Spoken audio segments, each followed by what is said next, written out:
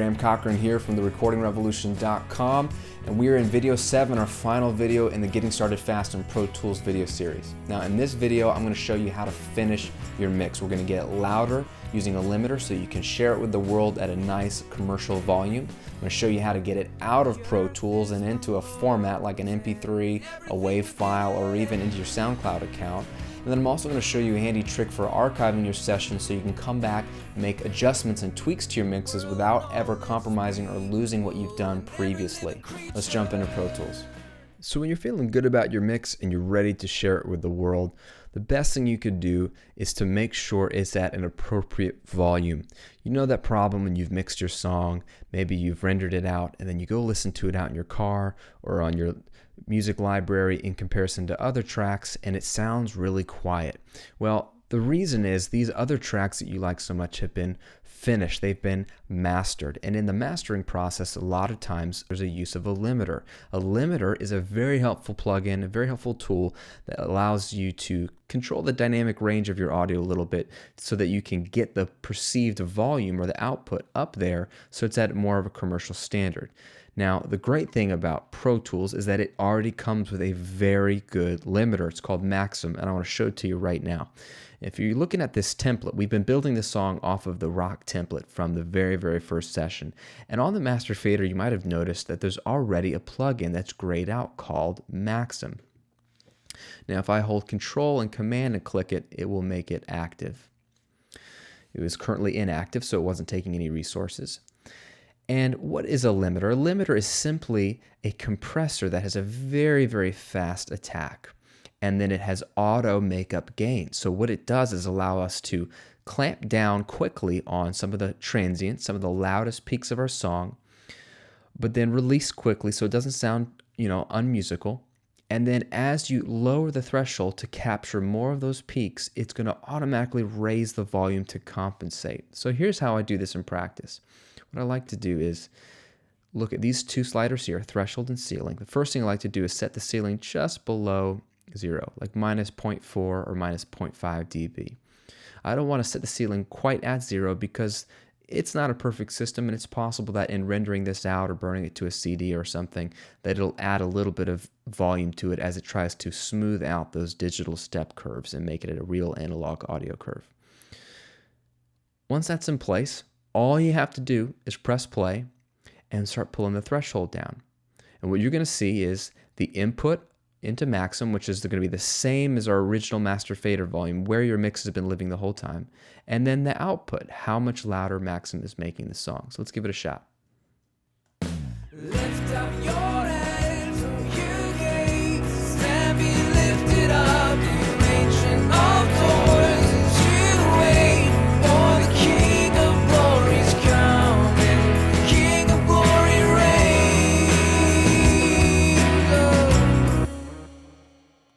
A couple things you could see. The input volume was peaking around minus 6, minus 5 before, but in my master fader was actually now right up underneath 0, and the average volume had gone up.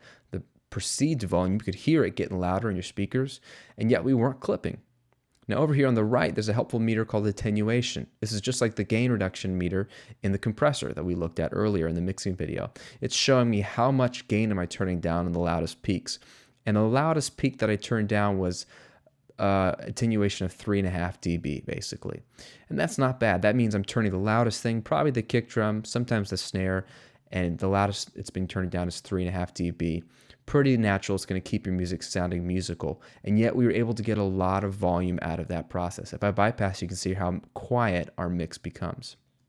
Lift up your heads, O you gates, stand be lifted up, you ancient of doors, as you wait for the King of Glory's coming, King of Glory reigns. It's that simple to get your mixes louder. Now what you're going to do is find a sweet spot for you, how much gain you can get out of your mix while not killing all the dynamics of your drums, of your vocals, of your percussive heavy strumming on your guitars. So you want to find some settings that work for you. One thing I really do like about Maxim is not only does it sound great and have a true brick wall limiter in it, but it has dither built in. So if you want a dither, since you're going to reduce your 24-bit audio down to 16-bit, you can turn that on here, leave it at 16-bit, call it a day. When you're liking the mix, what you want to do is now get it out of Pro Tools and get it onto an acceptable platform. And that could be a WAV file if you're going to burn it to a CD. That could be a MP3 if you're going to sell it or share it online digitally. Or you can go directly to some of your favorite platforms like SoundCloud. I'll show you how to do that. When you're feeling good about the mix, the best thing you want to do is select the entire song in the edit window, because you're basically telling Pro Tools, this is the area of the track that I want you to render down. So you want to make sure that it's not just this little piece of audio that's selected. Either have all of it selected or none of it selected, okay? What we're going to do here is select from the beginning to the end. And you can do this on one track. You're not selecting which tracks are going to be rendered, just where in the timeline is going to be rendered. And then anything that you can hear right when you press play is going to be rendered out. If you have a track muted by accident, let's say the bass guitar, it's not going to be rendered. So make sure you can hear everything fine and it's playing the way you like it to play. Then when you render it, it will bounce it down exactly the way it's playing in real time. To bounce this down, all we do is go to the File menu, choose Bounce To, and then Disk. You get a couple of options here. They want to know which bounce sources are going to be. This is typically your output pair 1 and 2. On my duet, it's just 1 and 2. That's all I got. And this is where you get to choose your file type. Typically, if you're doing this for a CD or for archival purposes or to get mastered, you do it as a WAV file. You could also do it as an MP3 file. If you're doing it as a WAV file, you can also include the MP3 as an option. It will do an MP3 at the same time for you. And then you can leave it at the sample rate or bit depth you worked at, in this case 24-bit, and I can make this 44.1. Or if you're going to go down to CD ready, you'd want to go 16-bit, 44.1. There's also an option to add it to your iTunes library as immediately after it's bounced, which is very handy. So it'll automatically stick it in there if that's where you like to check back with your mixes later. And then you have an option to share it with either SoundCloud or Gobbler.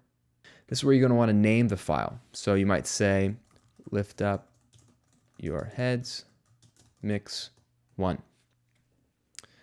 Then they're going to ask you, where do you want to save it to? I might save it to my desktop.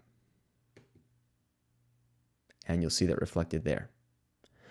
And then what you want to do is make sure that this box here is checked offline. This is a preference of yours, but in the past, Pro Tools was in real-time bounce mode. And now with Pro Tools 11, you can bounce everything down in non-real-time or offline mode. So you can do it much, much faster. Click bounce and you're ready to go.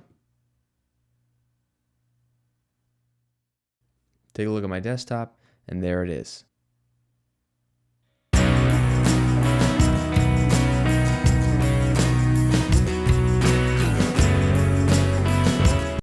Now, one piece of advice for you. If you've come to the end of your mix and you're feeling good about it, don't assume that you're all done. Chances are that once you've listened to your song out in the real world or on different systems or sent it to a client or shared it with your bandmates, that you're going to want to make some changes. You'll get some feedback. You'll hear things with fresh ears in the next morning, and you'll want to come back and tweak it till it's even better. One thing I like to do is make sure that when I'm done with my first mix is save everything to a new session so that when I come back, I'm not actually working on the same session. Let me show you what I mean. Simply go to File. Instead of Save, go to Save As. And then what I'd like to do is it's going to be in this exact same folder. I'm just going to change the name of this session to Mix 2. Click Save. If you look up top now in my session, it says Lift Up Your Heads Mix 2, because if I come back and I want to work on this mix, I would open up this session file and make an edit or an adjustment. For example, if I decide to change all my plugins or delete an organ part, then when I close out of it and open up the original session, open up Mix 1, and my organ file is still there. So as you're working, continue to save it as a new session file every time you're going to make a change or make a new version of the mix, or if you're going to remix the song down the road. Every time you save a new session, you're not duplicating any of the audio, because the beauty of the way Pro Tools works is all the audio still lives in the audio folder.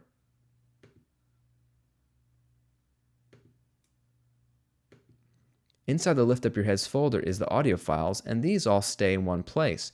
But you could have as many of these PTX session files as you like, named however you like, version 1, version 2, version with no vocals, version with no instruments, version with no harmonies, version with new drums, remix, whatever you like, and they're all going to pull from the same audio file. So it takes up no space of yours. It just gives you complete control for the future.